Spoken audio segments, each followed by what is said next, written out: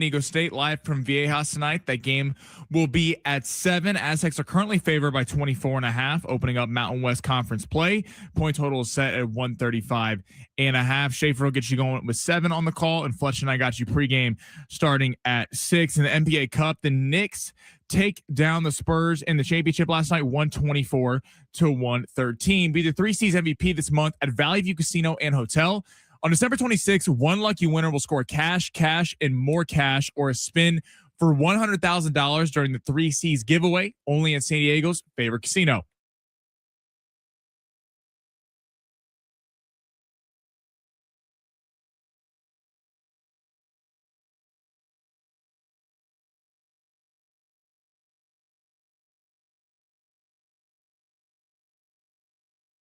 It's 760. We got 2 hours for you today. Ben Fletcher, Sammy Long with you till 2 o'clock. John and Jim will take over then. You can listen to a free iHeartRadio app. Just search San Diego Sports 760. Add us to your presets with the little plus icon. You can also watch the show on YouTube and on X at Fletch and Sammy on X, at San Diego Sports 760 on YouTube. So last night it was the NBA Cup. Big deal. That got underway. The Knicks have won the NBA Cup, and I'm going to give a lot of credit to the New York Knicks for saying today they will not be hanging the banner for the NBA Cup. Look, this is cool, the NBA Cup. I like what the NBA is doing. They're trying new things, and it's the right thing to do in a world that is completely dominated by the NFL right now. But you do look at the NBA and say, the NBA Cup, how seriously are the teams supposed to take this? And how long before players actually know what's going on during the regular season? And there's still some fine tuning to make happen with it, but it was entertaining this year. And the 2 right teams were in it. I thought the Knicks have been playing excellent ball this year. The Spurs, especially since they got Wemby back, have been excellent as well. But this is where I'm giving the Knicks a lot of credit. The Knicks think they're in line for an NBA championship. The Knicks don't want to downgrade that NBA championship by hanging up a banner for the in-season cup. Correct me if I'm wrong, Sammy. There is a banner hanging for the Los Angeles Lakers with an in-season cup. I don't like it. I never was happy that they hung that. I'm so glad you went that direction, because for years, Sammy, I sat right where you're sitting and listened to Steve Hartman sit over here and say things like the Lakers care about one thing, and that's hanging championship banners. And I remember it pissed him off that Taylor Swift has a banner hanging up in the rafters at crypto.com arena. But good for the Knicks, who are trying in this new era of the NBA to take themselves that seriously, that they're saying, no, this is a consolation kind of in-season gimmicky banner. We don't need to put that up in our stadium. What we're going to do is we're going to go hang an NBA title once we get there. And I think that that's a lot of credit given to the New York Knicks in this team that's a lot of fun to watch, with guys like Jalen Brunson, who's making a run for MVP this year. I'm with you. I never liked that the Lakers hung it up. It's kind of embarrassing for a franchise that has 17 NBA championships to be hanging up an NBA Cup banner. Like I say, now I was actually just talking to my dad about this recently. I was fine with them putting something on the floor, or if they had another area where they're like, hey, we're gonna acknowledge that we won an NBA Cup. It is. We'll see. Right now, it's 10 years from now, it could be a much bigger deal than it is right now. That's what I'm curious about. Right now, it's easy to make fun of. It's easy to go. It's kind of gimmicky and stupid, and the courts are funky, and certain teams make it to Vegas. I'm curious in 15 years if we look back and someone goes, hey, we've won 3 NBA Cups. Does that mean something? Does it not mean something? Are we sitting here 15 years from now going, yeah, it still doesn't really work? But I do, like you said, give the NBA credit for trying. Like, I'm a massive NBA fan. I'm going to watch. I get where it's a long season and people may not tune in till later in the year. And my biggest gripe with it is the cup, the game the Knicks won yesterday doesn't count for the regular season record. Nothing, but the rest of them do. The rest of them year. The first year the Lakers won, the Lakers were a fringe playoff team. And that year they actually beat the Pacers by like 40 in the NBA Cup final, and they destroyed them. Everyone was kind of high on the Lakers. And then it was hard as a Laker fan watching them struggle to even barely get into the postseason when that game that they actually won didn't count. I'm curious if it becomes a thing. It's big overseas, like soccer, these mid-season tournaments where they got the idea are like a big deal. Like, people actually take them seriously. But I thought it was cool the NBA is trying something. But did you hear what Adam Silver said about how they might be taking it away from Vegas to college venues and playing the NBA Cup there? I think the NBA, it's pretty clear what they're trying to do right now. They're trying to look at more locations to put the NBA in. So maybe them going from market to market is for them to go gather some data, whether it is in Vegas, whether it is wherever you want to put these NBA Cup games, and try to see how many people are showing up and paying good money to go see games so they can figure out where their next team is going to be located. The NBA is heading for expansion sometime very, very soon here. I'm curious to see what names pop up. If it's the usual, what are the ones, Sammy? It's Vegas is going to get a team. One. Vegas has always been one. Seattle's hoping to get one back. Seattle would make a lot of sense. They did. Like, I lived up there. They loved their Supersonics when they were there. They threw out Vancouver, which is interesting. Drake's about to own an NBA team is where we're heading with this. But he's a Raptor. What's weird about that is you're like, the Raptors kind of own all of Canada. So adding another NBA team there, what does that do?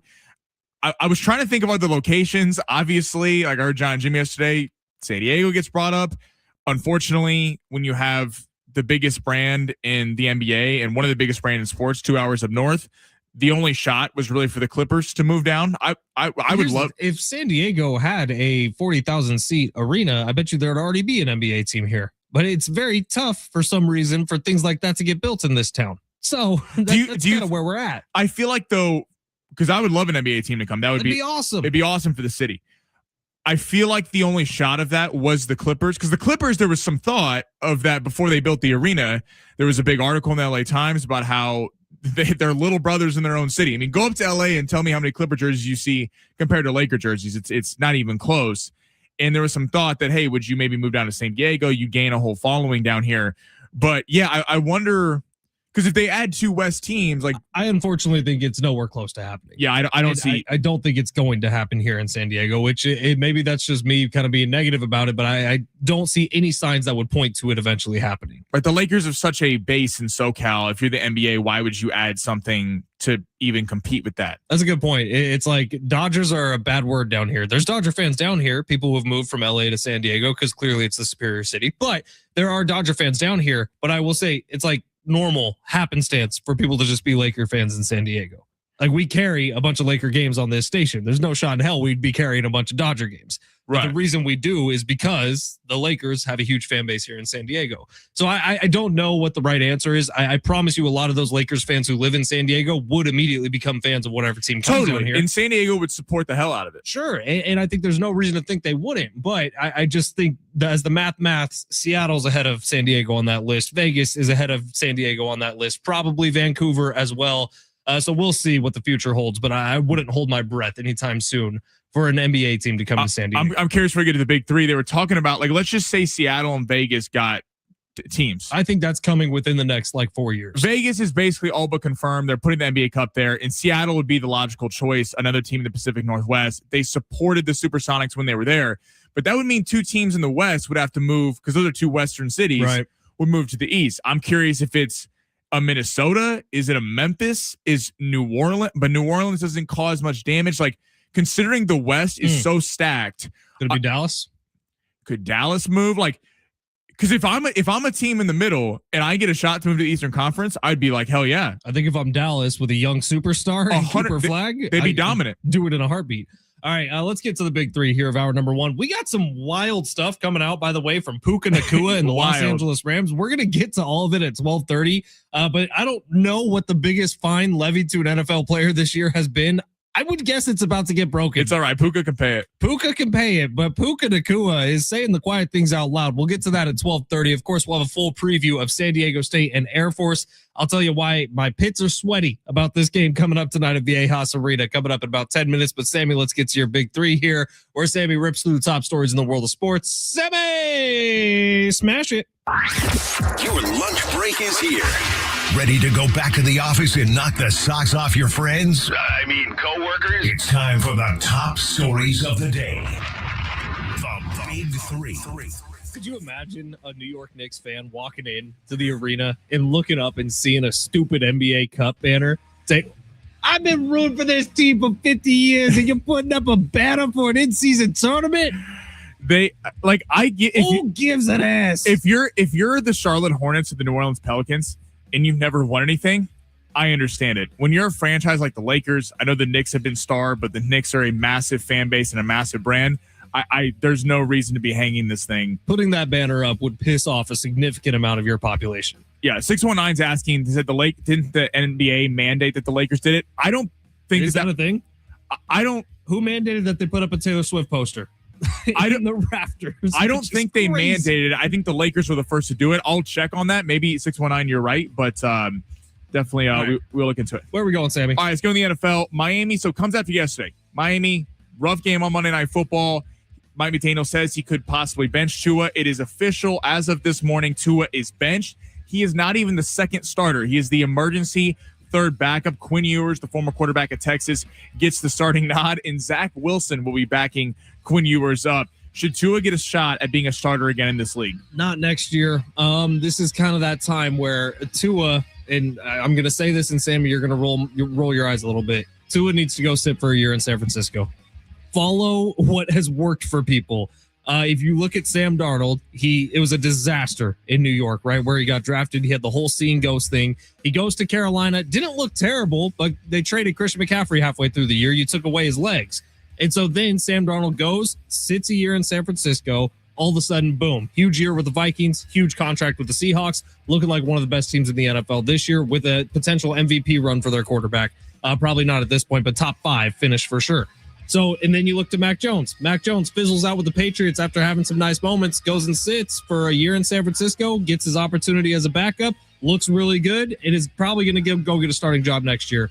Tua needs to go sit, and I'm saying San Francisco because that's where the most recent examples have come from, but he needs to go sit under an offensive coordinator for a year, a Kevin O'Connell, a Sean McVay, Kyle Shanahan, and learn and kind of take the pressure off being the starter and just go out there and learn for a year and then get another opportunity. You'd think he'd get a look at being a stopgap quarterback while they draft someone. Where, though?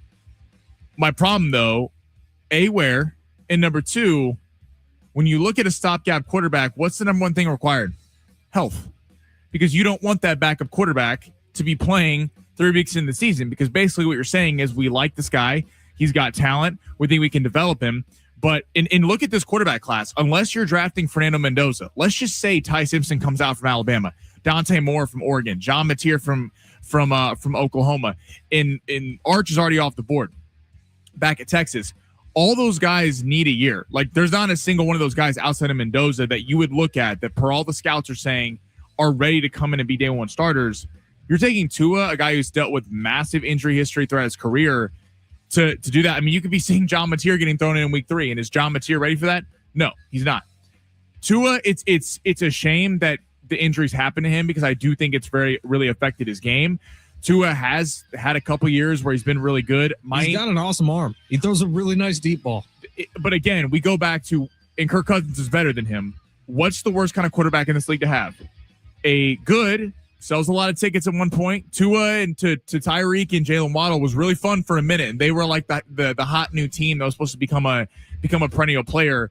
And then you pay him all the money, and you realize Tua doesn't elevate the talent. It's probably a product of the fact that he has 2 of the fastest receivers in the game. Tua, I think he'll get a look somewhere just as a bridge gap starter. You don't think he could be the next Baker, the next Darnold, the next Jones? No, because none of those guys have these kind of injury concerns. And those guys also aren't runners, but have bailed themselves out at times by running. I think Kyler Murray would be much more likely to be one of those guys than a Tua Tagovailoa. Yeah, probably the worst thing for Kyler Murray is he's going to be asked to start again next year, wherever he ends up. Right, because Kyler will go. Kyler's numbers aren't bad. He'll go to Pittsburgh. He'll go to somewhere that's going to be quarterback needed this offseason, and he's going to have an opportunity to be a starter right away. All right, Sammy, what's next? Let's stick with the NFL. Raheem Morris. Speaking of quarterbacks, all the teams out of it, looking at QBs and their teams for next year, says, quote, everything is on the table for the future of the QB position. Now, Kirk Cousins has been starting in Michael Penix's absence. Are you ready to give up on Penix? Would you give him another look, or do you think you'd be drafting a quarterback if you're Atlanta? And do you think Kirk Cousins is a guy who could have potential to be a stopgap quarterback next year somewhere else? Look, I really don't think I'm ready to move on from Michael Penix. He wasn't great this year, but he wasn't terrible before he got injured. The biggest concern with Michael Penix is not his quarterback play or his ability to get better. His biggest concern is all through college, injured, and now through one stint as a starting quarterback in the NFL, injured. So I look at Michael Penix as somebody who still has all that upside, and the guy we saw at UW, who was a beast in college when he was healthy, as a potential working quarterback in the NFL. But Raheem Morris is also right to say this. If I look at a team that needs a Kirk Cousins-esque backup, somebody who you can rely on, a Gardner Minshew, a Kirk Cousins, a Carson Wentz, maybe a few years ago, you need someone on the Falcons under Michael Penix who's going to be great. And guess what? If you're a head coach like Raheem Morris, who says, that's not good enough to have a quarterback I'm expecting to get hurt, so we have to pay a backup good money, then yeah, maybe they do need to go look for a new quarterback. But I still like Michael Penix, and I think he has a high upside.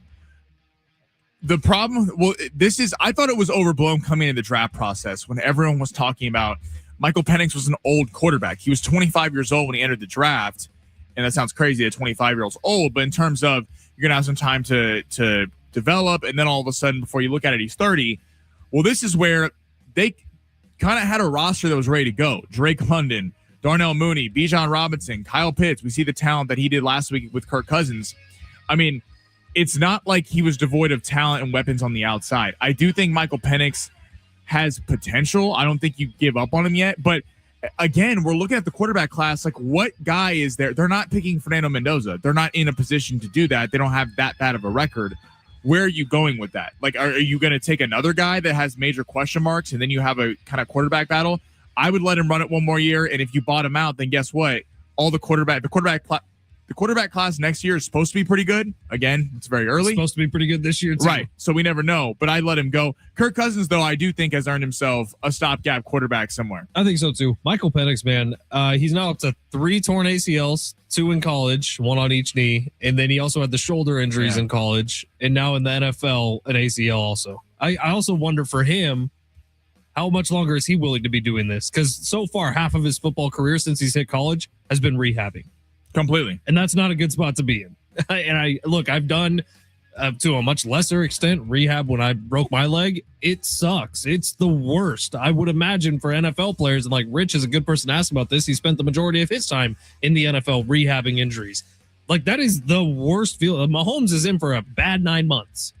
But Mahomes, you feel confident he's going to get back out there and give you another 5 straight years of greatness. With Michael Penix, half of his time playing football has been injured.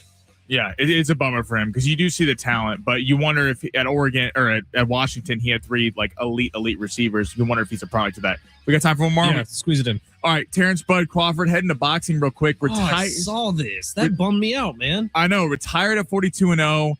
Obviously, just having beat Canelo, lineal champ in 3 to 4 different weight classes. Is he the undisputed GOAT of his era? So talking about your Mayweathers, your Pacquiaos, your guys like that. Would you put him up there with all those guys?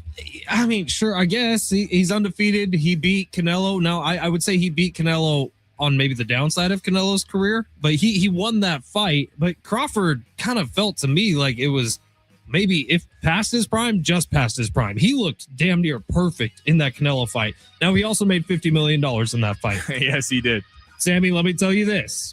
If a briefcase got slid over my way for putting my body on the line, going crazy in one fight, and it had $50 million in it, I also might want to stop getting punched in the face.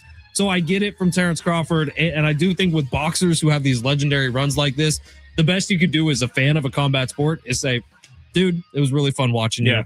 I get it. Take the payday, go retire, take care of the body. But Crawford was a pleasure to watch. I'll tell you that. Crawford moving up in weight. Your point about Canelo being on the downside of his career is true. He's had a lot of, miles on the odometer, but still moving up 2 weight classes. He was a dog in that fight. He took apart Errol Spence when that was a 50-50 fight for all the belts at welterweight.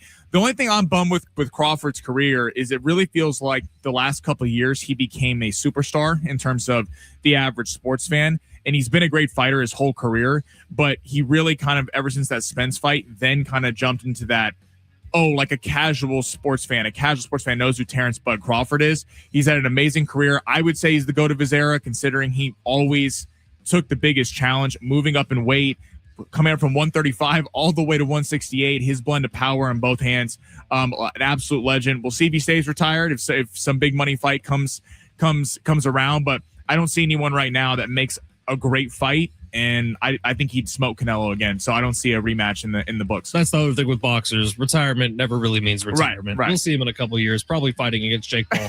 Well, yeah, Friday night, baby. All right, it's San Diego Sports 760. Take a quick break here. On the other side, Aztecs with a big one tonight at Viejas Arena. If you don't remember last year's matchup against the Air Force, that's all you need to know. And we'll remind you about it coming up next. It's San Diego Sports 760 live on the iHeartRadio app.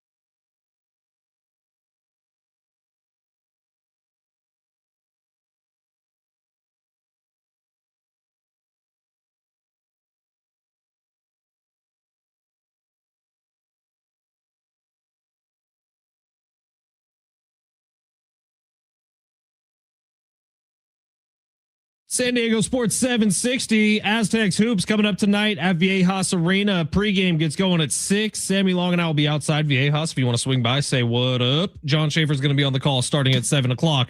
I did want to get some of these texts before we talk about this game coming up tonight. We were talking NBA a little bit earlier. 858 says Madison Square Garden has Billy Joel and Harry Styles banners. Adam Silver is going to make them put their new one right next to them. Look, the Knicks have said they don't want to put it up, and I kind of respect the Knicks for that. Now, if I was Madison Square Garden, I think the dude that kind of put it on the map, oh my God, why am I blanking on his name? One of the most famous comedians, Andrew Dice Clay.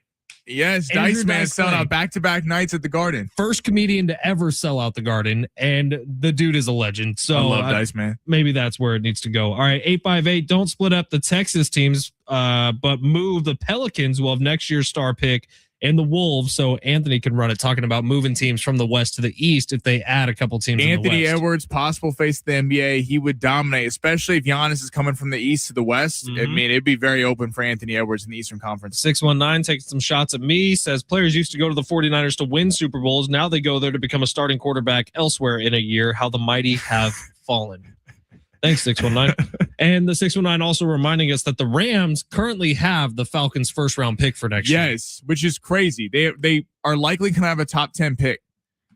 Which would have been great had the quarterbacks really worked out this year. You could draft Stafford's successor, but maybe not. But that's why I wonder if, so Mendoza's going 1, Ty Simpson, Dante Moore, and John Mateer are all playing in the college football playoff this weekend. Could the Rams flip that first round pick plus another one down the line, plus a player for Joe Burrow?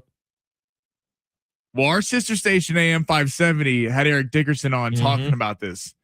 And I mean, you talk about LA. Joe Burrow would be perfect with the Rams. Joe Burrow. I mean, he would be perfect with the Rams.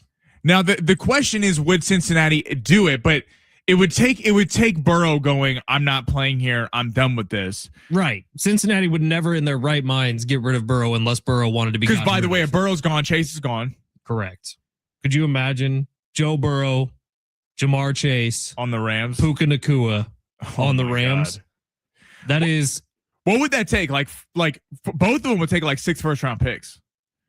Burrow and Chase. But we know what Les Snead and Sean McVay do. They like to say F them picks. I'm pretty sure they had t-shirts made up about it. So I could see the Rams, if of anybody, would be the ones to go out and do it. Yeah, well, there's smoke, there's fire, and Burrow can say, "Oh, it's not about Cincinnati." All those comments. Joe Burrow's a smart dude. Have you ever watched that quarterback thing? Movie star in a heartbeat. Oh my God, Joe Burrow would fit. Hate this idea, Joe Burrow. Don't do it. It's a bad idea. It's a bad plan. It's not good for you. It's not good for the league. Don't do it, Joe. It's not good for the Niners. Do it. I would take him on the Niners. Come on over, Joe. What happened to Brock Purdy? I thought Brock Purdy was the savior. Brock. Who? If Joe Burrow's available, are you kidding me? Did you see how quick he flips? If Joe Burrow's available, no, I would never have signed Brock Purdy. Okay, well, it's the best option they have right now. But if Joe Burrow's available, yeah, Aaron Rodgers in his prime available to bring over. I would 100%. Yeah, I of course you would do that. I'm just surprised you would do that because of your love for Brock Purdy. I would change my dog's name in an instant. It'd be Juicy Joe. That's my dog's new name. 858 says, as a Saints fan, Burrow to LA would ruin football for me. Burrow to LA would suck for everybody except for LA Rams fans. All right, real quickly here. Actually, we might have to do this on the other side. Do you guys remember what happened between San Diego State and Air Force a year ago? Wayne McKinney. It took an overtime buzzer beater, a full court layup for Wayne McKinney to win that game against the Air Force in a game I believe they were favored by around 20 points. Tonight, what's the spread, Sammy? 24.5. 24.5 points. Air Force is still Air Force, man. I don't care what their record is so far this year. I don't care how bad they've looked at times this year. They've gotten their butts beat a lot this year. They still run a Princeton-style offense. It's still a bad matchup for San Diego State. And Dutch and the boys tonight need to win by a lot. They are starting a stretch of 3 games within 5 days. Do I have that right? 3 games between now and next Monday. Next Monday, they have like a nooner against Whittier. So you're looking at this stretch of games, vitally important. By the way, sandwiched in the middle of these 2 games where you should be winning by 25 plus points, the number 1 team in the country in Arizona. This is a brutal stretch they have right now. You talk about a trap game. You have Air Force who's going to want some get back. They all know what happened to them last year. They literally let that game slip through their hands. If they picked Wayne McKinney up full court, it probably doesn't happen. And you got Arizona, the chance. I mean, hell, we've been talking about Arizona. The perfect eraser. The perfect eraser. I'll tell you what would be nauseating is if they lose to this team and then they go beat Arizona. Because it would just be erasing one Right. loss. It would be like you have to make the Arizona wins count, assuming they could even do that. I mean, they beat Alabama by 17, so it's going to be a tough test. Look, they can do it. 100% they can. They are, but it's going to depend on which Aztecs team we see. If I'm Arizona, you're like Brian Dutcher, great head coach, a lot of talent on the roster that feels like it's been untapped so far this season. Yeah, I'm not feeling great if I'm Arizona about San Diego State coming in to Phoenix in a neutral site game. But again, Air Force is going to want get back. Sure. They know you well. And if you mess around in this game, you make the Saturday game mean even less. So This is a very important game for the Aztecs. And they frankly just got to show up. Like if they show up, they'll win. If they show up looking like we're getting ready to get on the plane and go to Phoenix, it could be a long night. I'm going to call this right now. We're going to see San Diego State drop to a 2-3 zone at some point tonight. Well, they should, because something that Brian Dutcher never does. We'll talk about that game more coming up in hour number 2. Sammy and I will be out front, by the way, tonight, 6:00, doing the pregame show, getting you ready for the tip-off. Can't wait for it. It's San Diego Sports 760. Puca Nacua is saying some wild stuff. Let's get into it next. It's San Diego Sports 760 live on the iHeartRadio app.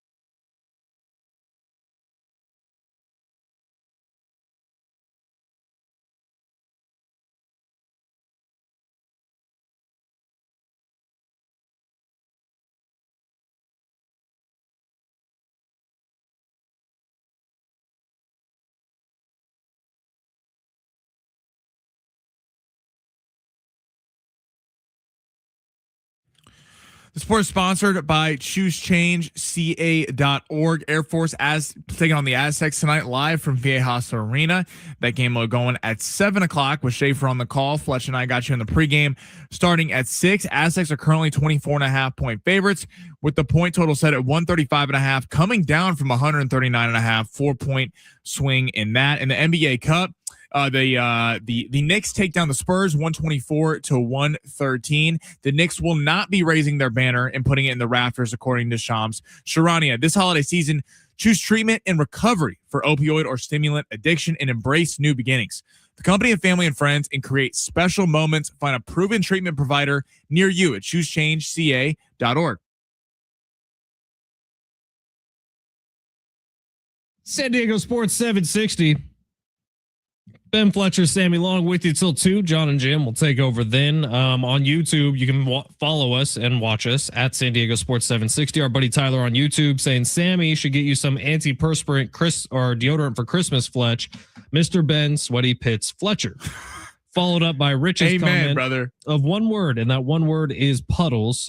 Sammy, this was before your time working with us here, but Rich and TD actually called my high school basketball coach one day on air to talk about my illustrious career and the fact that you sweat so much. And my high school basketball coach alerted them to the fact that they actually called me puddles on my high school basketball that's team. A crazy, like, you must have had to sweat a lot because that unreal amount. You would not believe it, Sammy. It's alarming. I would have a different colored jersey than everyone else on the team. Get out of here. Swear to God. There was a True guy story. like that I play with that it was like I almost would let him get rebounds because I was like, it is so nasty touching him. I was that guy. So you're basically your whole career in high school was people were so, it's like, you ever seen that SNL sketch with Jonah Hill, the wrestler, when he smells so bad that they let him pin him?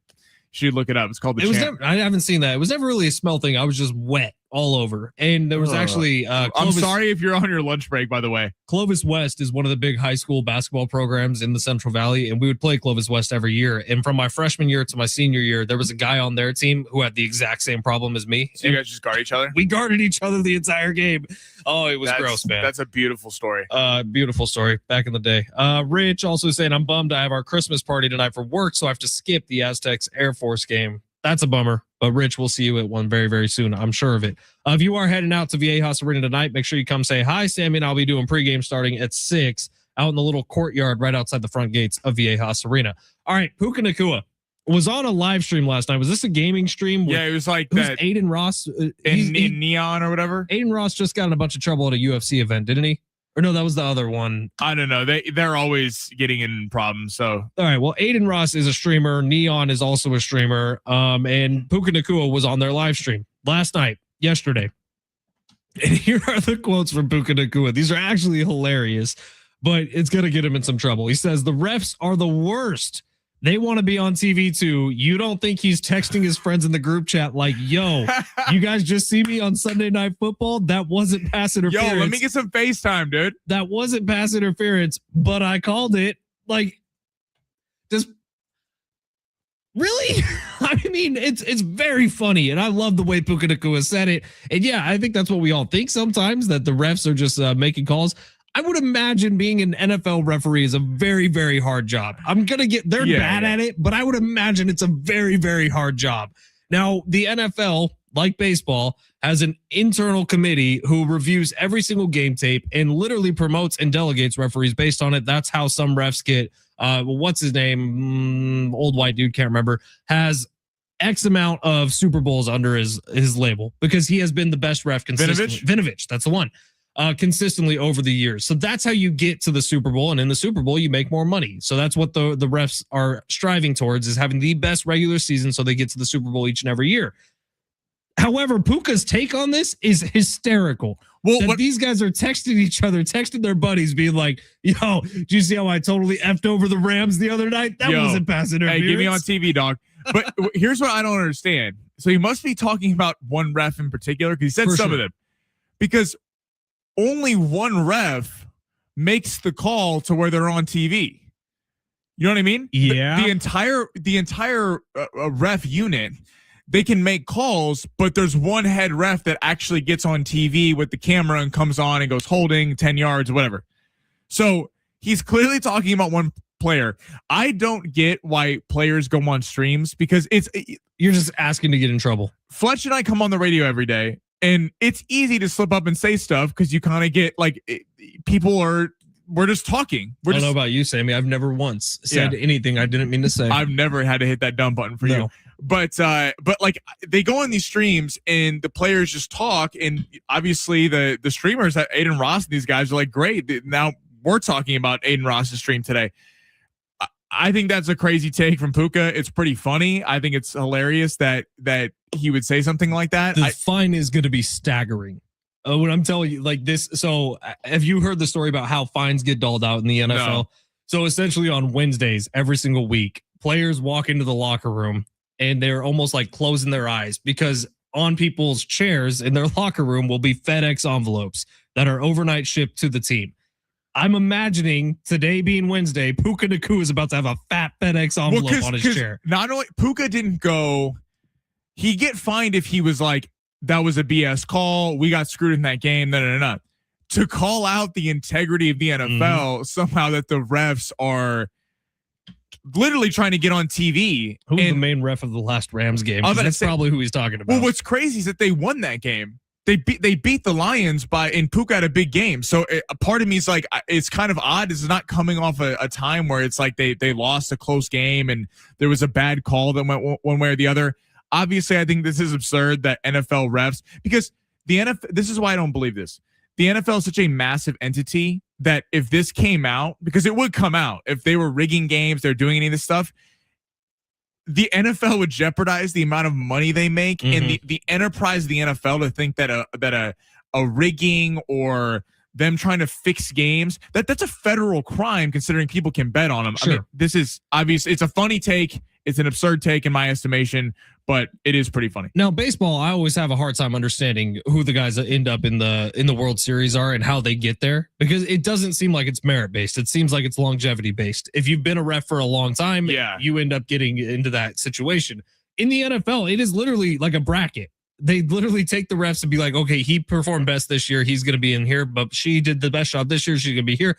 And that's how they decide who's going to be postseason officials. And then it works its way up to the championship games, to the Super Bowl. And I think it's actually the fairest way to do it. And oftentimes, sometimes an NFC championship game between the Rams and the Saints get decided by a bad missed pass interference call.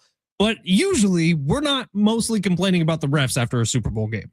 No, we're complaining about bad decisions by coaches. We're complaining about missed opportunities by players. We're complaining that with the Detroit Lions let an interception go off their helmet that Brandon Ayuk caught 3 yards down the field. The NFL, the last thing they want is in the biggest game of the year that not only NFL fans are tuning into, but the entire country. It's basically a national holiday that they're going, this team won because of a bad call. That is the last thing that they want to deal with going forward. And again, you have, what was it, 2019, that Saints-Rams game where Drew Brees threw the pass, and it was a clear pass interference. The officiating crew missed it, but it was a missed call, and it was bad. It was ugly. I just saw a replay of it the other day. You know what? I wish for a call like that. But we remember that one play.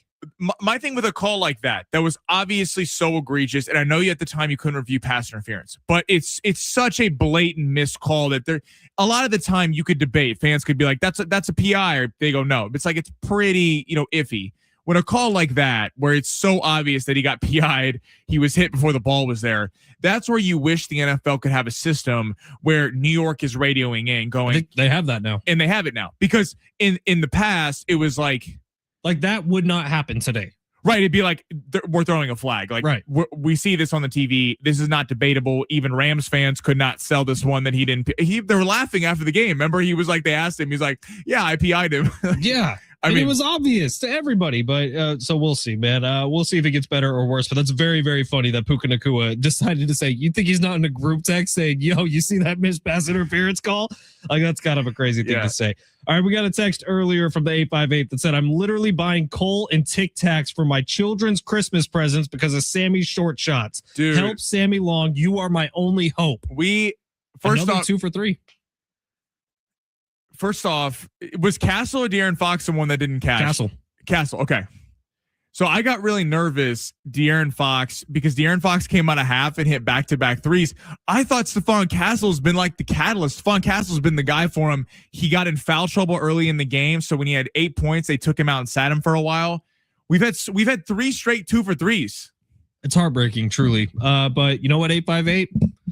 Sammy's about to make you some money. Pull it out of the bank account. What do we have going on tonight? We got a bunch of college hoops going on all over the country. Is the NBA back to its we regular have a schedule little NBA. programming? We got some college basketball. We do have some minute bowl games. I tell you what, tomorrow we got a hell of a Thursday night game. I cannot wait for this football game. Rams, Seahawks. That's going to be a must-watch long shots. But maybe for today, Sammy, we just do 2. Just try to. Sometimes, you want to do 2? Sometimes you got to see the ball go in the basket. Okay, we can do 2. We can see the ball go in the basket. Why don't we do a quick twosy? Okay. And that's on the other side. Quick deuce on the other side. The daily dump. Long shots daily coming dump. up next at San Diego Sports 760.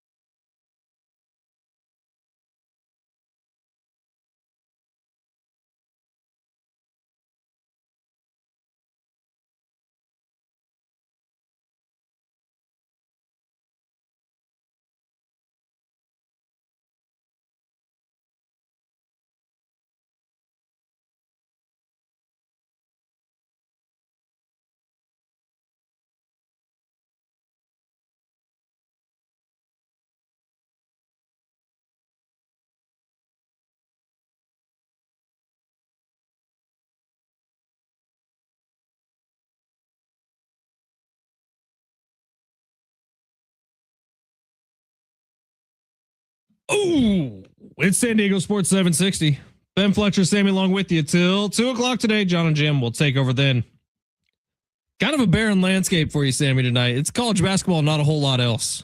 Yes, we have a couple NBA games, some good college basketball tonight. Obviously, our Aztecs going to be on, so we're all going to be watching that. But it's gearing up for a very big weekend because we have the NFL across the weekend. We have Jake Paul, Anthony Joshua over the weekend. We have college football, so it's a setback for the comeback. Jake Paul, Anthony Joshua, real fight, fake fight. It's a real fight because they're setting up Fury Joshua next year. It came out, and it's professionally sanctioned. So this is not an exhibition where if there's not a winner or it's close, like if he loses the fight, Anthony Joshua was a killer. Yes. If this is why it's not fixed, because if Joshua loses the fight, it will go down professionally on his record that he lost the fight, and he has $1 gazillion in his own right. So what's the incentive for Jake Paul or for Anthony Joshua to throw a fight? So for people out there who have been begging and praying for going on 5-6 years now for Jake Paul to absolutely get his teeth kicked in, watch Friday night. This is the moment, is what you're telling us? Free on Netflix. This is the moment that it's going to happen finally? It has the potentiality. It should be a glorious night for people who hate Jake Paul, but it's boxing. It's combat sports, so you never know. Look, Jake Paul can throw a knockout punch. He has that power in his body. We'll see if he can do it against Anthony Joshua. All right, Sammy, let's get to long shots today. I'm guessing we're going all college basketball. Sammy, smash. You looking for some luck? Want to win big? Gotta play big. You are so money, you don't even know it. Time to take a chance. Pay that man his money. With long shots.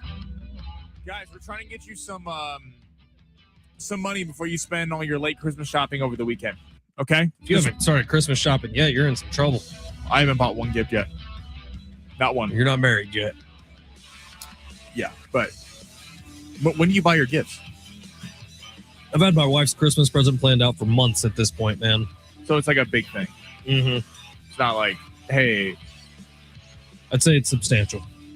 Oh, I got this diamond earring that I found last second at Zales at December 24th. No, it is not that. Good thing I don't have those problems. Yeah, not yet. And then once you do, it's like family doesn't come first for Sammy Long. We all know that. Family never comes first. All right, Sammy, where are we going? Focus on gambling, not buying Christmas presents. But for those who have Christmas presents you left to buy, hit this lineup, and then you got a little walking around money. All right, we're going to start with the Aztecs. BJ Davis, more than 12.5 points. Guys, Dutcher found something, and I think BJ Davis, even in the offseason, kind of got lost a little bit because everyone was so excited with LZ Harrington coming in, Latrell Davis, even though he's redshirting. Like, there's a lot of guards coming in, Miles Bird coming back. It's kind of a log jam at that spot, but the Aztecs have been playing good basketball when BJ Davis is a scorer, and he kind of came on late last year, and I felt like last year's team was very flawed. It was Nick Boyd and Miles Bird dependent, and then when Magoon Guath got hurt, it was ultra dependent on just those two. But we saw BJ Davis and Wayne McKinney have success off the bench. But let's look at BJ Davis last few games. Last week, 16 points, 18 the week before. He's been getting more looks. In the one win in the Players Era tournament, he had 21 against Oregon. So when BJ Davis hits his over, the Aztecs play well. I think he's taking on a much larger role in the offense at that point guard spot. And just more opportunities. I do think Air Force keeps this game closer tonight than we probably all like to because it's a Mountain West Conference foe. But BJ Davis, more than 12.5 points. I think he hits that easy tonight. Not to mention, BJ Davis is usually the smallest person on the court. He won't be tonight. Air Force has some little guys. But BJ Davis is usually the smallest person on the court. He has more free throws than anybody on San Diego State's team. Right, which is great, especially to slow down an Air Force team that you know is going to get out and run a little bit. The dude plays into contact. He's an elite finisher at the rim. I really love what we've seen from BJ Davis so far. So locking in, BJ Davis, more than 12.5 points. All right, let's head to the NBA. Minnesota-Memphis, kind of a quiet, fun matchup going on. Memphis kind of falling apart. Like, Memphis was supposed to be a team a couple years ago that was kind of going to be the next dynasty. Remember, they had Desmond Bane, John Morant, Jaren Jackson Jr., he had Dylan Brooks back in the day. And they drafted really well, and then John Morant starts pulling guns on people. Desmond Bane on Instagram Live, which is, guys, don't do that. Seriously, it doesn't usually work out well if you pull out guns on Instagram Live. But you got Desmond Bane gets traded, Dylan Brooks is out, and John Morant is probably the next star player to get dealt. There's been a lot of smoke there. But my pick tonight is Naz Reid. So Naz Reid is actually a very talented big for the Minnesota Timberwolves. Memphis, though, Jaren Jackson Jr. is one of the best defensive bigs in all of basketball. He's won multiple Defensive Player of the Year awards. that is his calling card. He is an excellent, excellent defender for Memphis. So you're going, Sammy, why are you going with the center that he's playing against for more than 13.5 points? This number for Naz Reid is depressed because he's playing Jaren Jackson Jr., but Naz Reid game is not a back-to-the-basket post-move center against Jaren Jackson Jr. Naz Reid is a step-out hybrid center. We never saw these kind of centers 20 years ago that can step out and hit some really big shots from the logo. He was going to be a free agent this last offseason, was going to be highly coveted, but the Minnesota Timberwolves got him back. I think Naz Reid has a big night tonight, pulling Jaren Jackson Jr. out of the way of that defense so Anthony Edwards can get in there and do some business. So more than 13.5 points for Naz Reid, more than 12.5 points for San Diego State. BJ Davis, just a quick little 2. Gonna build our balance a little bit. We've been off by 1 pick each of our last 3 selections. So we're gonna go with the 2, hoping that we go 2 for 2. I like it a lot. Look, a little twosie never hurt nobody. Sometimes a little twosie feels real nice. Like what Fletch said, you just got to see one go in the basket. Every once in a while, your golf game's messing up. Well, maybe on the putting green before your next round, hit a couple 3-footers. And then when we hit this one, and then we hit a 3-legger tomorrow, and then we go with the 6-legger going into the weekend. Let it ride, let it ride, let it ride. All right, it's San Diego Sports 760. Hour number 2 is coming up next. And in hour number 2 on Wednesdays, what do we do, Sammy Long? We got to check in with Big Stan Lazinski. We got to check in with Big Stan Lazinski, who is our fantasy football expert. He will be joining us coming up in hour number 2. Hey, you out there, how many of you are still alive in your fantasy football postseason? If you are, you are going to want to be listening at 1:30 and get your questions in. And if you aren't, you get some prop bets, some plays for you to make some money on over the weekend. I like that. 70470. Start your message with team on YouTube at San Diego Sports 760. Get your questions in for Big Stan Lazinski coming up in hour number 2. Also in hour number 2, a pair of tickets to go see Zach Bryan July 31st at Snapdragon Stadium. You don't want to miss any of it. It's all coming up next. San Diego Sports 760 live on the iHeartRadio app.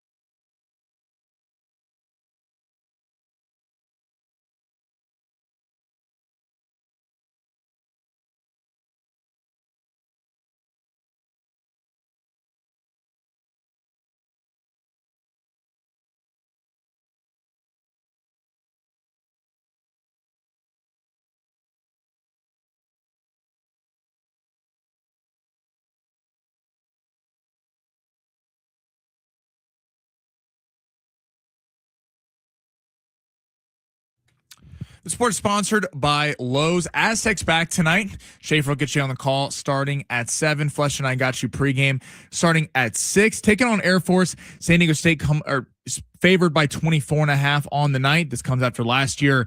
The Aztecs beat Air Force on a Wayne McKinney game-winning layup in overtime. And breaking news out of the NFL, Tua Tagovailoa has been benched in Miami. Quarterback Quinn Ewers out of Texas will be getting the start the rest of the season. His backup will be Zach Wilson. Tua will be the emergency third option per Mike McDaniel. Gifting, decorating, or treating yourself, it's Lowe's December deal. Props for the win. Get up to 50% off select holiday decor. Plus, get up to 45% off select tools and accessories. Shop Lowe's December deal drops today. Selection varies by location while supplies last.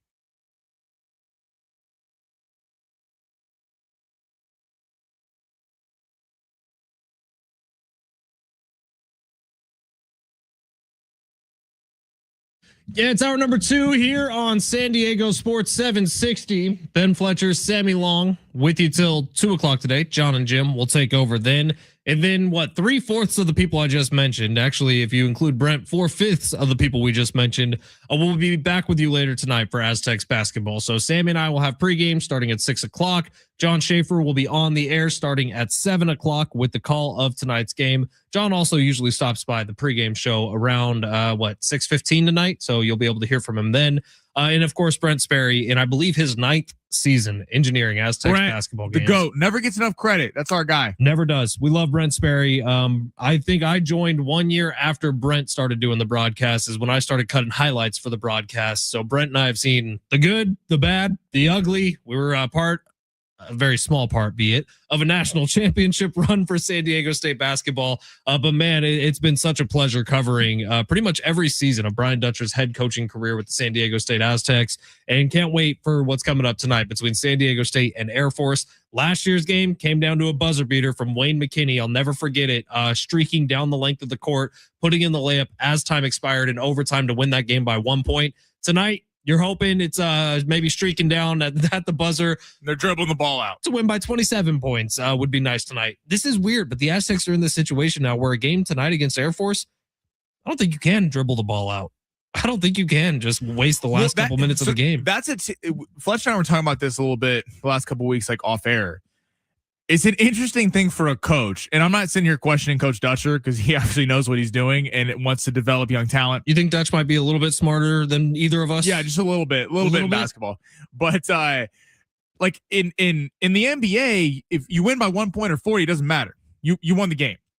In college basketball, it's weird because, outside of bettors might be a little pissed off that you didn't help them with the spread. But in college basketball, considering that not only are the spreads what people bet on, but more importantly, what they use to determine, how much you beat a team by, how successful was that game. So last year, multiple times, the Aztecs were actually winning by the spread, by covering the spread, and then they put in some backups to kind of bleed out the clock. And unfortunately, it was a 10-point swing. Now, the other side of that is, are you willing to live with that to develop some young talent on the bench? I think there's a healthy line to walk there. But yeah, to cover a 24.5 point spread, you got to be up by a lot to be pretty comfortable putting in the bench to hope that they don't kind of blow that, and then the Air Force ends up covering. So to put this in perspective, Air Force was not very good a year ago, and they took the Aztecs down to double overtime. Now, when Air Force was at Viejas Arena last year, they scored in the 30s. I think it was 35, 38 points, somewhere in there. So the Aztecs smoked them in that game. And so you hope that's what happens here tonight. But it does come into play with a loss against Troy early in the season. And I don't really fault the Aztecs for what happened against Michigan, but a 40-point loss is a 40-point loss. Right. In the Baylor game, San Diego State's now in the position where these spreads, these KenPom projections become more important. And this isn't the conversation that's being had in the Aztecs locker room, but I promise you this is the conversation that will be had on Selection Sunday this year when teams get slotted into the NCAA tournament. So for San Diego State, you almost have to start this game like you're down by 25 points. And that's a weird spot to be in for college basketball, but that is the way it is. Like 25 down is essentially 0-0 at the start of this game. So it'll be big tonight. And before we move on, it's like we all know that Arizona's a massive game. Huge. Fletch and I talked about this an hour ago. Make that game massive. Like, make that game that we're all watching in San Diego really excited for on Saturday, not, hey, we're coming off a loss having dropped to Air Force, and then you're going, hey, if you do beat Arizona, they're like, that's great, but look at who you lost to in Air Force and Troy, and that they're going to keep kind of pointing to those. Don't fall into a trap game. Set up that big matchup on Saturday, and hopefully that's what happens. And by the way, as good as Michigan's been this year, Arizona's the number 1 team in the country. Right. Deservedly so. Who, by the way, smoked Alabama by double digits, who's the 12 seed. They already have 6 top 25 wins on the season this year, and they're not winning by a little bit. They're winning by a lot of it. It's a great opportunity. Huge opportunity. The one thing I hope is if the Aztecs do pull it off, because the game is in Phoenix, it's not technically in Tucson, it's going to be a home crowd for I lived in Phoenix. There's a bunch of Arizona fans there. Like, they need to count that as a road win for the Aztecs, not just a neutral site win for the Aztecs. That's such a good point, but it will go down as a neutral which site is win pretty BS if they do win. All right, San Diego Sports 760. We'll get to the big 3 here in just a second. I did want to remind everybody that get your comments in on YouTube right now. Stan Lazinski coming up at 1:30. He will answer all your fantasy football questions, your daily fantasy questions for the second week of most fantasy football playoffs. So get those in right now. We will read them all to Stan coming up at 1:30. Coming up in 10 minutes, exactly 10 minutes. Make sure your listening ears are on, because that's your opportunity to win some Zach Bryan tickets. So at 1:27, we will shout this out again, but at 1:27, we're going to be giving away some Zach Bryan tickets. 20 minutes for clarification. Oh, you what said did 10. I say? I meant 20. Okay. 1:27. We're giving away tickets. 20 minutes from right now, we will be giving away some Zach Bryan tickets. All right, Sammy, let's get to the big 3 here of hour number 2. Go ahead, smash. Your lunch break is here. Ready to go back to the office and knock the socks off your friends? I mean, coworkers? It's time for the top stories of the day. The Big 3. All right, let's look over to YouTube real quick before we get to the big 3. Sir Will 619 says, I think Anthony Joshua and Jake Paul are going to spar. Joshua knocking out Jake Paul will be too brutal to watch. I understand the trepidation. I get it. And considering after what we saw with the Mike Tyson fight, when it was a joke and they weren't really trying to knock each other out, I do think this one is different because Anthony Joshua has big plans next year to fight Tyson Fury in an all-British showdown and get back into the title picture. A loss to Jake Paul, or even not looking good against Jake Paul, eliminates all of that. So I don't see as much incentive for Joshua to take a dive in this fight on Friday night in Miami. And our buddy Rich saying, I remember last year that Air Force game at Air Force, the team was in double bonus pretty early in the second half. It was one of the most horrendously officiated games I've ever watched. It was super late at night. It was a weird night. It was bizarre, but Wayne McKinney saved the day. And again, you take the 1-point win over a 1-point loss, absolutely. But for tonight, San Diego State's got to come in pretty buttoned up. All right, Sammy, where are we heading? Okay, so it's ironic that we were talking about with all of you Joe Burrow last hour about potentially becoming an LA Ram. So literally as we were talking, this comes down on Twitter. They asked Joe Burrow reporters getting ready for Miami this week and said, do you see yourself as a Bengal next year? He goes, yes. Then he was asked the question about whether he's thought about playing for another NFL team at some point in his career. His response, in quotes, you think about a lot of things. Crazy to see how much Kevin McAllister has grown up over the years. Here's the thing. He does look like Kevin McAllister. Yeah, dude. I've never put that together. He's like if Macaulay Culkin grew up to be as handsome as everyone thought he was when he was getting all those roles as a child. Dude. All right, so here's what I think about Joe Burrow. Joe Burrow has started to plant these little seeds all season long. This isn't the first kind of cryptic press conference we've gotten from him. It's not going to be the last one. Here's my prediction, and Sammy, mark this tape, save this tape. It's going to be April 14th or 15th, somewhere in there. We're going to get another report from Adam Schefter that says something along the lines of Burrow in Cincinnati struggling. He may not play this year. Something weird is going to happen again. He will be a Bengal next year. The year after that, he's going to be on the West Coast or all the way on the East Coast. Joe Burrow will not be a middle of the country team again, or potentially Dallas. Isn't it funny how in both sports you took in the same year coming out of Dallas, Micah Parsons gets dealt and Luka Doncic get dealt? Two players that if you would have went back 2 years and said, hey, Luka and Micah are going to get dealt, I'd be like, get out of here, man. Like, what are you talking about? That's not happening. That's just fantasy land. It is funny that because for years, like, you would never trade a superstar young quarterback. You would never trade a superstar young pass rusher or a superstar young guard. I mean, that just was unfathomable. It's like you're going to get yourself fired.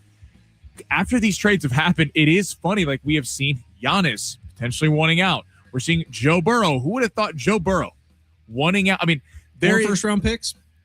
How many? 4? At least.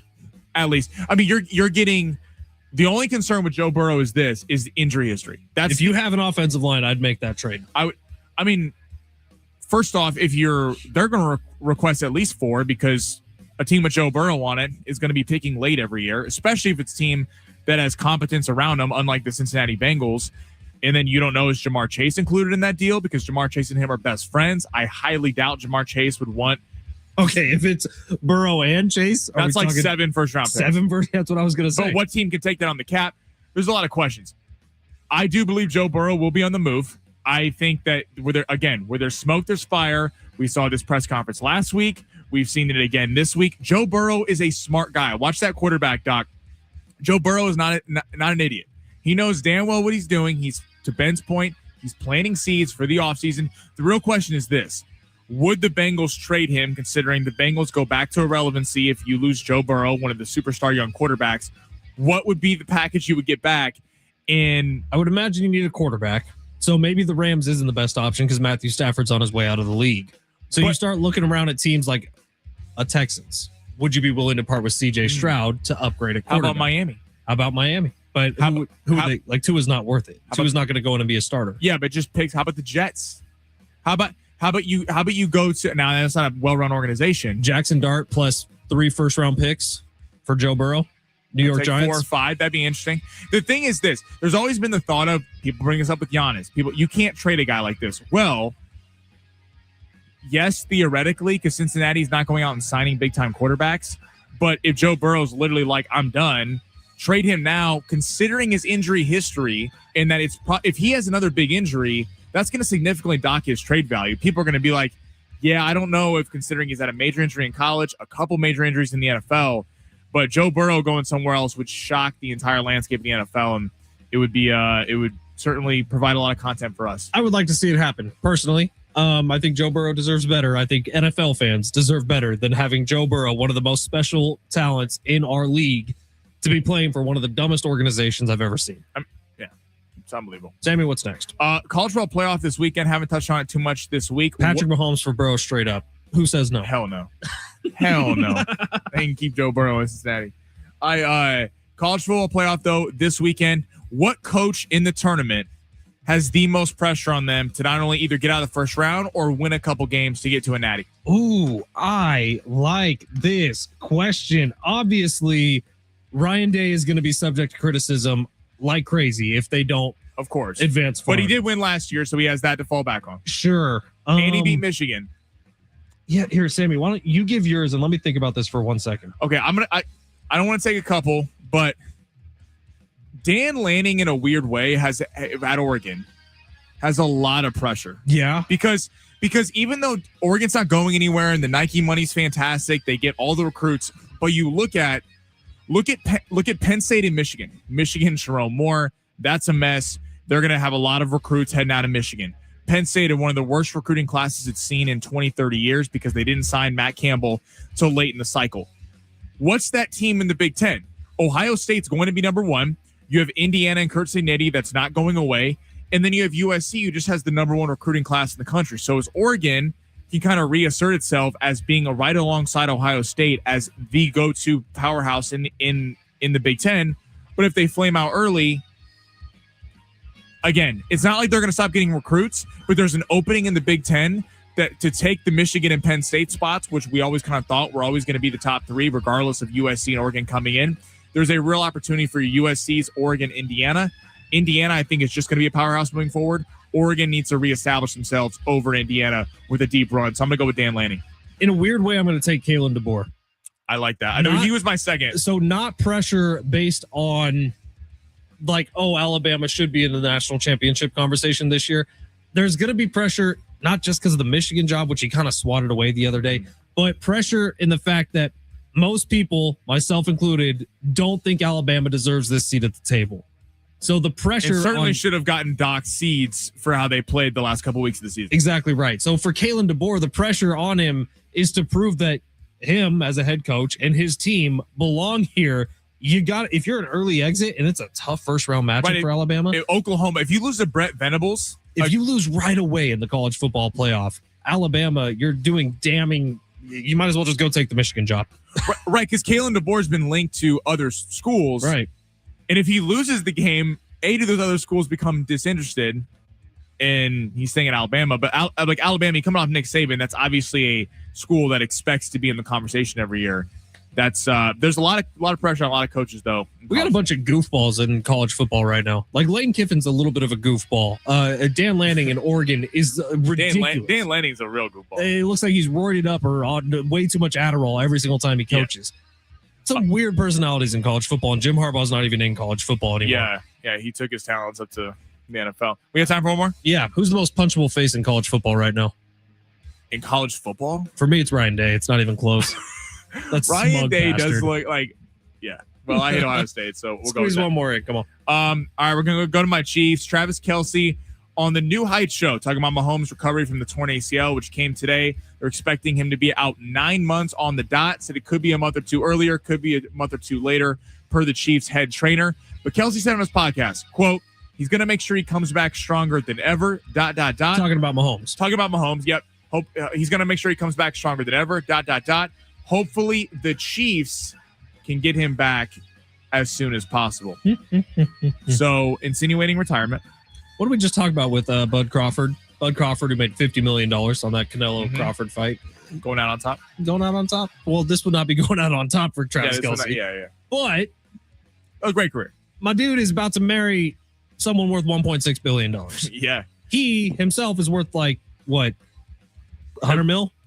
They got 50 apiece on the podcast deal, career earnings, commercials. Yeah, 100 mil, 150 give maybe, or take. Maybe since Taylor Swift. Probably had to set himself back like 10% for that engagement ring. But let's say 100 mil for Travis Kelce, which is a significant amount of money. You're about to multiply your career earnings by 16 when you get married to Taylor Swift. Pretty good life. I'm going to go ahead and retire too. I'm going to go ahead and carry her suitcases all over the world, wherever she goes. I'm going to go ahead and set up her dinner reservations wherever she goes. I think she's got someone for that. Yeah, now she has another someone, Travis Kelce, who's retired. And honestly, this is the best thing for the Chiefs as well. Yeah. I think he's taking up, 17, 18 mil a year? Yeah, almost 20. He is a wide receiver that you guys are so clearly missing. He's a wide receiver and a running back that the Chiefs are so clearly missing right now. That they could be paying elsewhere. It's time. Love my guy Kelce, amazing career, especially if Mahomes is going to run up right to the season. We'll see if he doesn't miss any time. Apparently, he's aiming to be back week 1, but we never know. Maybe he'll miss a couple weeks. It's obviously extremely early in the rehab, having surgery just this week.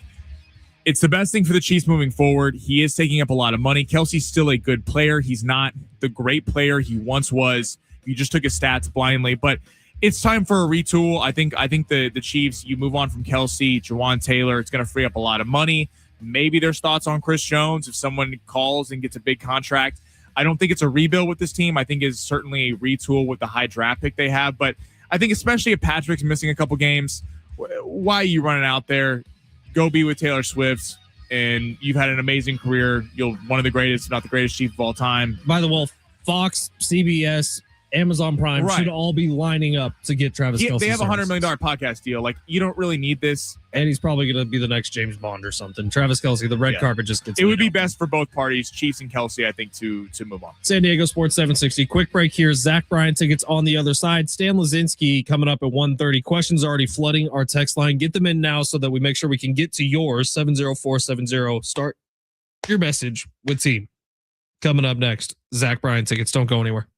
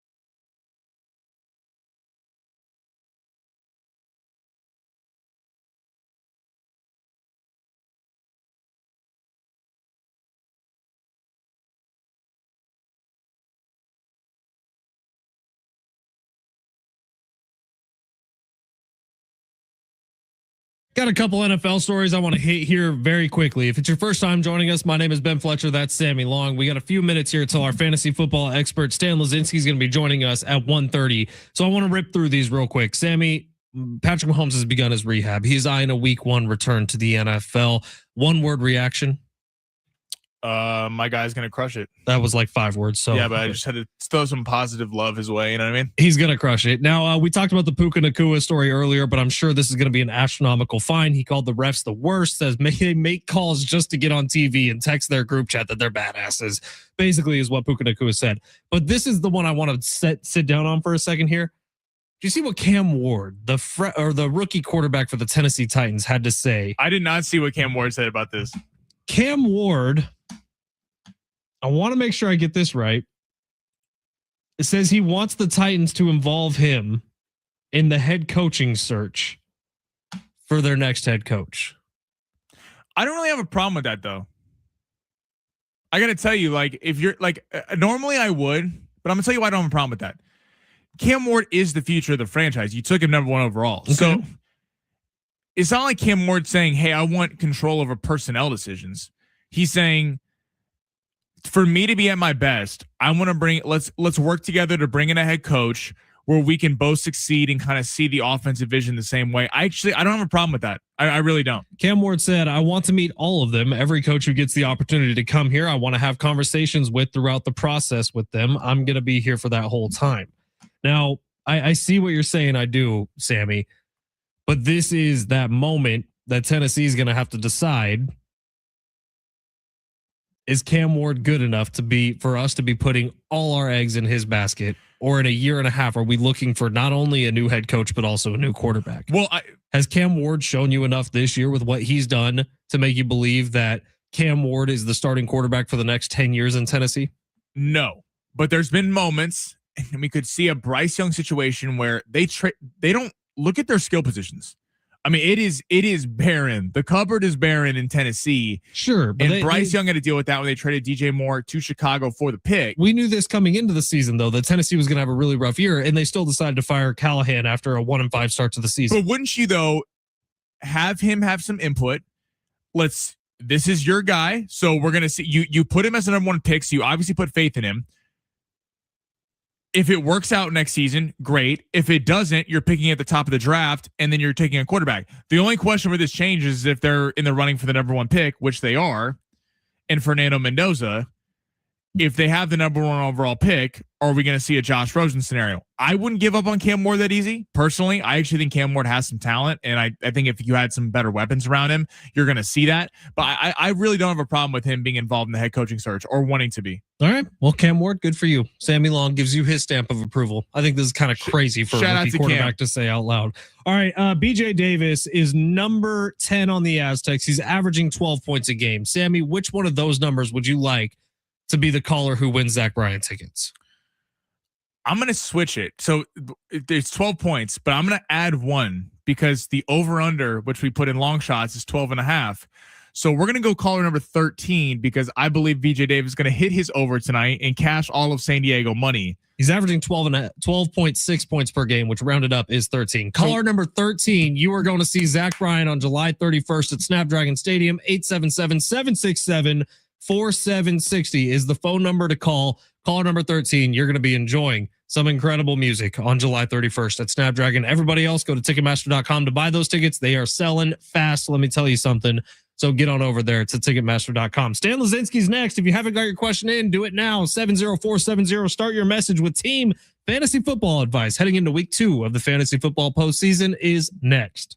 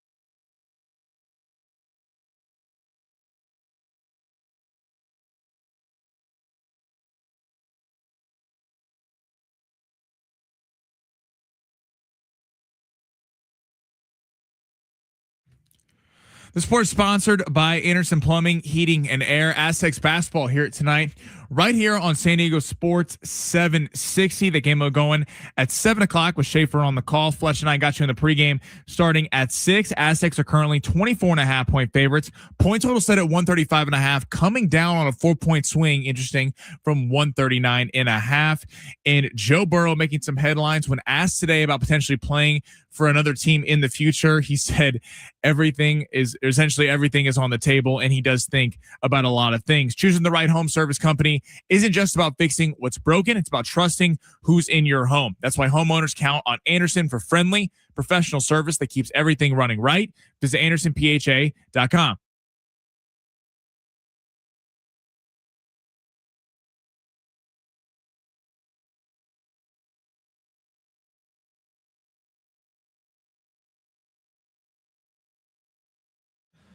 We got some weird inception going on right now, Sammy Long. I'll tell you what. I was just on the phone with Stan Lazinski. I was just watching Stan Lazinski on my phone on his live TikTok stream at Dynasty Price Check. I jumped in the comments from the Big Rich TD and Fletch TikTok account, and now everything is coming together at once because now Stan Lazinski's on the show with us right here on San Diego Sports 760. You can follow Stan on all social media at Dynasty Price Check. You could go to his website, dynastypricecheck.com, if you want the latest up-to-date information. But Sammy and I found Stan early on this football season. He's been our fantasy football expert all season long. He's a star. He's a superstar. He's a rocket ship that's rising. And we just caught on to the tail end of it. And here he is, Stan Lazinski. Hi, Stan. How are you? What's good, fellas? We're doing great. We are in round 2 of the fantasy playoffs here. Some fateful matchups. Let's get into it. Yeah, for those people who are still alive, we congratulate you. For those who aren't, take the advice that Stan says today. Build out some daily fantasy football lineups. Get you some money and make up for all the earnings that you lost when you lost in your fantasy football postseason matchup. All right, Stan, we're going to start this off because the text line has been hot and heavy all day long. From the 413, Stan, I got to start one. RJ Harvey, Jalen Warren, Tyrone Tracy. I don't like any of your options there. Personally, the workload that Kenny Gainwell has been taken away from Jalen Warren has taken away my confidence there. RJ Harvey is on the bubble, and I'm unsure if he's going to play. Now, if RJ Harvey is for sure cleared to play, then we're going to lean that direction. But in the immediate, I think we're going to just slot Tyrone Tracy in there and hope he gets to work. All right, the 309 asking Michael Carter, Jaden Reed, Blake Corum, or Kyle Monungai flex. Need only one of those. I know this is a tough one, but I think I'm actually going to lean with Kyle Monungai here. The Bears are in a fight for the division. They are going to do everything they can to win. I'm seeing a Kyle Monungai touchdown this weekend. 314 texting in, and I could be wrong about this. I think he's talking about Marvin Harrison Jr., but he's saying for Dynasty, who is valued higher, Marvin Harrison Jr. or Travis Etienne? Not who would you rather have, but who is valued higher right now? I think still value-wise, it's going to be Marvin Harrison Jr. just based off the name alone and, you know, how much hype there was around him and the fact that Travis Etienne is a running back going into a contract year. But as you so lovely mentioned, if it was me, I'd probably rather just hold Travis Etienne and take my production. Stan, 858's asking best tight end option, Dalton Kincaid. He has Josh Allen, Brenton Strange, Aronde Gadskin, or Parkinson. This is a tough one. I know Colby Parkinson, there's been a lot of questions on him this week. I do see, you know, his production increasing here with the Rams, especially with Devontae Adams potentially suffering an injury and being out this week, which I do think he's going to be out. However, on a short week, going to Seattle in the rain, I think I'm going to lean more on the Brenton Strange side, even against a tough Denver Broncos team. I think the Jags are fighting for the division here. 815 texting in saying curious about Harold Fannin versus Kobe Parkinson for this week. Also curious if Stan can be unbiased against his Seahawks. Also, please announce Christian Watson, wide receiver 1, Tucker Kraft, tight end 1, go Pack go. That's a very funny text. But let's Harold Fannin versus Kobe Parkinson. We got some Packers fans out there. I think I know who Packers fan is texting in too. But for this one, I am going to not play Parkinson here. I know everyone's going to tell me this is my homer talking. I just don't like the setup. A rainy game, prime time, short week in Seattle, tough defense. no Colby Parkinson for me on this week. So you're going to go the other side. And just for you, go Pack, go. Stan, we got kicker questions. I don't think we've had a kicker question all year for you. 858, ride out with Boswell or pick up Charlie Smythe, Jake Elliott, or Big Nuts Lutz? Big Nuts Lutz. I think we're just going to ride out what we got there. I don't know if I want to be switching up the chemistry of the team at the 11th hour. Big chemistry guy. Let's go dynasty question here from the 314. Would you trade Saquon and Parkinson for Travis Etienne in the 2.1? So the first pick of the second round. Personally, I think this is a sell low on Saquon Barkley. I would not be doing this. I would just hold him. I still think you're going to get 2 to 3 really good years out of Saquon here. And I know some people are starting to get nervous, but the Eagles have had an extremely down year on offense. I expect an offensive coordinator change and sunnier pastures ahead for Saquon Barkley. 281 is asking, start Stafford this week against your Seahawks or Drake May against the Houston Texans? We're going Drake May. I know it's a tough matchup against the Texans, but the AFC is an absolute dogfight right now. The guys are battling for their chances at the top. Give me Drake May. Stan, I know we asked a kicker question earlier. Now I'm asking you a philosophy question. If you were starting a fantasy football league right now for next year, would kickers be involved?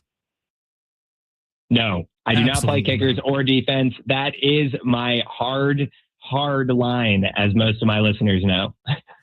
Rich is asking on YouTube, Ashton Genty or DeAndre Swift both have been up and down this year. Who are you going with this week? Man, they've both been up and down. You're absolutely right about that. Unfortunately, I don't feel great about plugging and playing Ashton Genty at this current moment, even though he is running back 16 on the season. I'm going to tell you to play DeAndre Swift. I am expecting the Bears to be battling it out. As I mentioned, they're going for the 1 seed. All stops taken out for the Bears offense. They're going to do what they can here. Stan Lazinski is our fantasy football expert, also a dynasty expert if you have any questions there, but you can check him out at dynastypricecheck.com or on any social media at dynastypricecheck. SD Tyler on YouTube saying, I got to start 3, Brock Bowers, Michael Wilson, Mike Evans, Kyle Pitts, or Drake London. Now, Drake London might be hurt for this game. I don't know if we've got an update trending on that. toward him playing. Okay, so you got to start 3 out of those. I think he's going to play. So we'll go Drake London here. We'll also go Michael Wilson because I remember that one clearly. And I think we're also going to go Mike Evans here. I like the upside for Mike Evans. So Brock Bowers on the bench in that situation? Brock Bowers on the bench. We're fading the Raiders offense in general right now. I don't care if Gino's playing or not. Stan, this is just a question for you. How are you feeling about your Seahawks against the Rams tomorrow night? Man, that's a great question. I was hoping you would ask. I feel good. I said last time after the previous matchup, of course, the Seahawks lose to the Rams. Sam Darnold turns the ball over 4 times. We still had a chance to kick a game-winning field goal. I think if we can just limit that to 3 turnovers this time, then the Seahawks are taking the game as they would have in the first matchup. Not to mention, it's a rainy day in Seattle. Home turf, home field advantage, back in of the 12s. I like Seahawks in prime time on a short week here. We only got a few minutes left with Stan, so we're going to go rapid fire here real quick. Stafford or May? Let's go May. Fannin or Bowers? Give me Fannin. Okay, let me get one more here. Sammy, where did we just leave off? 413, I think you answered this one earlier with people asking similar questions, but Kyle Monangai or Michael Carter? Kyle Monangai. Oh, you didn't sound happy about that one, Stan. What's going on? Yeah, I think I had to have a little internal debate there, but I just can't in good conscience tell you to be playing Michael Carter with the workload I've seen out of him and the way he's running right now. All right, you're a fantasy football expert, so let's give you a fantasy question. What do you do this week if you already got eliminated last week? AKA known as Ben Fletcher. Yeah, devastating. As Ben knows also well, I barely squeaked into the playoffs in one of our dynasty leagues together, and I took an L nice and early as well. It doesn't happen often, but I didn't even expect to make the playoffs, so it's okay. That being considered, if you are out of the fantasy playoffs, kick back with your feet up, enjoy the first weekend that you can watch with no stress and no worries on where the ball is going, and enjoy your football experience for the final remaining weeks. Stan, I'm going to be honest, not once in my entire life have I rooted for the Seattle Seahawks until this week. Let's go. Desperate for your Seahawks to win because you know why? If your Seahawks win Thursday night and the Niners win out, the Niners are the 1 seed in the NFC. The Niners aren't winning out. The Niners are the 1 seed in the NFC. I'm aware. You know, all I want, Ben, all I want here is I want a chance for Seahawks Niners in Week 17 to decide the division. If we come down to that and we scrap the Rams out of this equation, you and I can both go home happy. Stan, it might not just be the division. It might be the entire NFC. It might be everything. Literally, that Week 17 game might get flexed into Sunday Night Football, and it could be for the 1 seed in the NFC. That would be a dream scenario. I'd love that. I think it'd be a blast. And not to mention a great storyline after the Niners take down the Seahawks in Week 1. We got a Week 1 matchup trailed by a Week 17 matchup for the entire NFC. Let's speak this into existence. Let me ask this question and let you two fight. Sam Darnold or Brock Purdy? And I'm going to give my answer. Sam Darnold. Oh, that's cute, Sammy. Woo! Sam Darnold or Brock Purdy? Go ahead, Stan. I mean, I'm going to sound like a serious homer right now, but I am going to take IRL Sam Darnold. Fantasy, I'll give you Brock Purdy. I like the upside of fantasy football for Brock Purdy, but in real life, give me Sam Darnold on a hyper efficient Seattle Seahawks offense. Can I say this? I think Sam Darnold is a better fit for Seattle. I think Brock Purdy is a better pick fit for San Francisco. It's a very political answer, Fletch. It is, but that's the one. There we go. With. And Fletch has been known to sit on a fence once or twice in his life, and it looks good on him. Yes, let me tell exactly. If Week 17 does indeed come down for the 1 seed in the NFC, Stan, maybe we do a little live stream or something during that game. Maybe we box. I don't know. What do they do now? That's what Jake Paul would do. Hell yeah. I love it. I'm totally there. Let's get it going. All right. Stan Lazinski, he's been our fantasy football expert all year long. Check him out at Dynasty Price Check anywhere on social media, dynastypricecheck.com. And if you want to start getting ready for next year, Stan will manage your team for you. It's just going to cost you some cash. So get on over to dynastypricecheck.com. Thank you, Stan.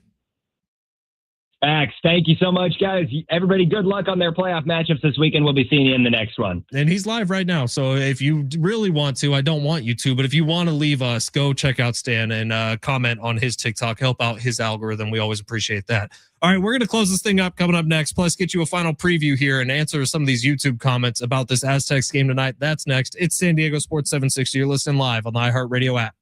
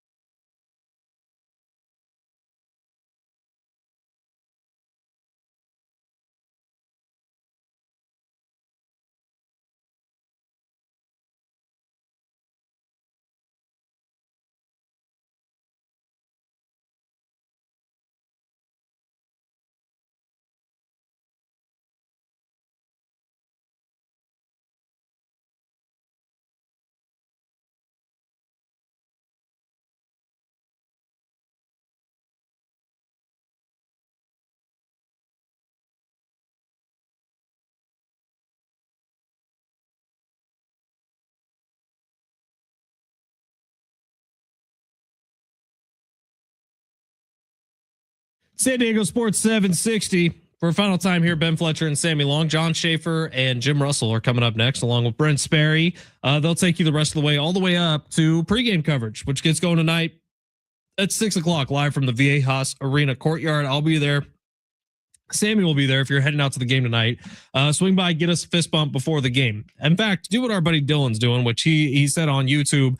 He just got a screwdriver, which I'm assuming you're just drinking OJ and vodka right now. Shout out to Dylan. Hey, it's 5 o'clock somewhere, baby. Yeah. If we were in New York right now, we'd be going to happy hour. That's a great point. We'd be on our way.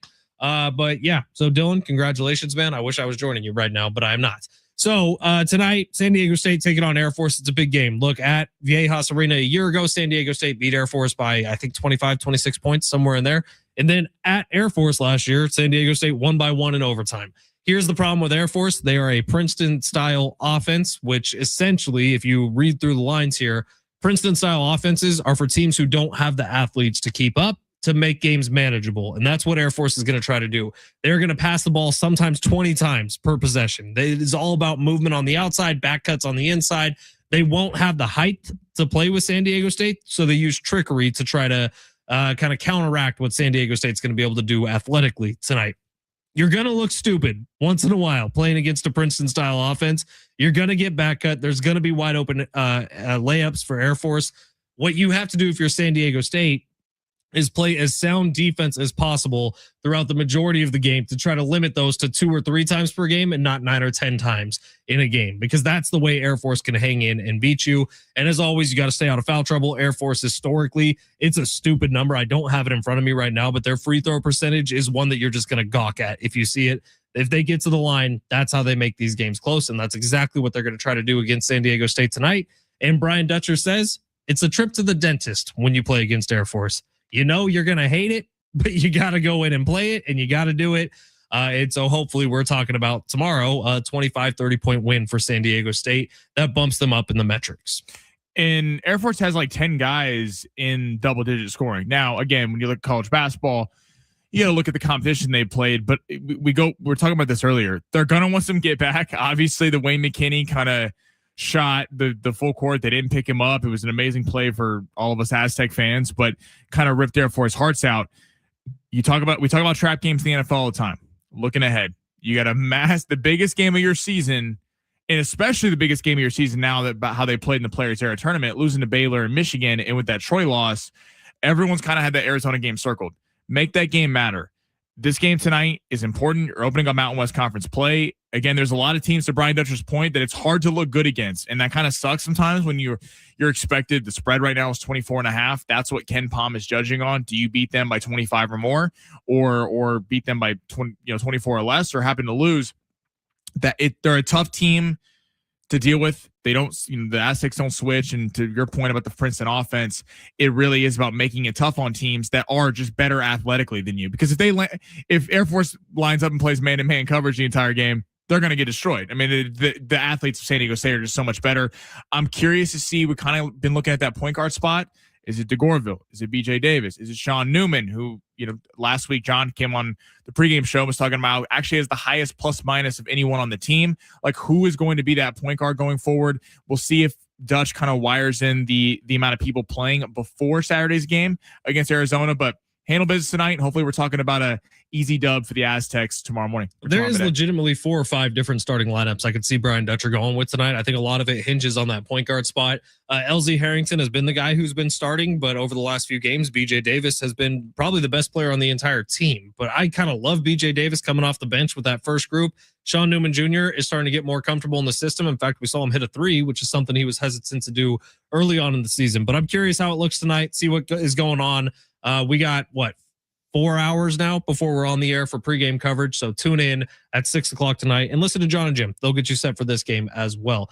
That's it for us today. It's San Diego Sports 760. We got a huge one tomorrow for you. A great Thursday night football game between the Seahawks and the Rams that we can't wait for. We'll have another pair of Zach Bryan tickets to give away tomorrow as well. John and Jim have those coming up in just a little bit. Thank you for being here today. Thank you to Stan Lazinski. We'll see you tomorrow on a Thursday. It's San Diego Sports 760 live on the iHeartRadio app.